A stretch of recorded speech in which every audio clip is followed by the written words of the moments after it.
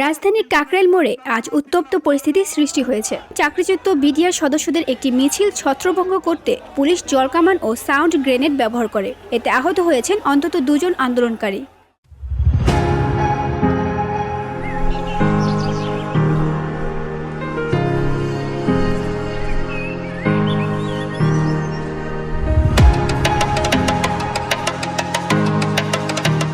চাকরিচ্যুত এই সদস্যরা 3 দফা দাবিতে প্রধান উপদেষ্টার সরকারি বাসভবন যমুনার উদ্দেশ্যে পদযাত্রা করেছিলেন।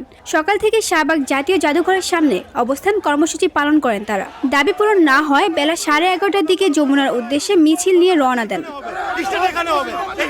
তবে কাকরাইল মোড়ে পুলিশ তাদের বাধা দেয়। এক পর্যায়ে ব্যারিকেড ভাঙার চেষ্টা করলে পুলিশ জলকামান চালায় এবং সাউন্ড গ্রেনেড ব্যবহার করে আন্দোলনকারীদের ছত্রভঙ্গ করে দেয়।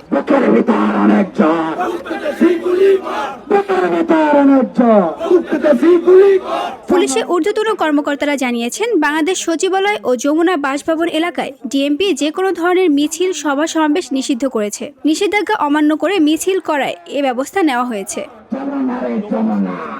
আন্দোলনকারীরা জানিয়েছেন, তাদের দাবি আদায় না হওয়া পর্যন্ত তারা তাদের আন্দোলন চালিয়ে যাবে। VOD Bangla news desk. জানিয়েছিলেন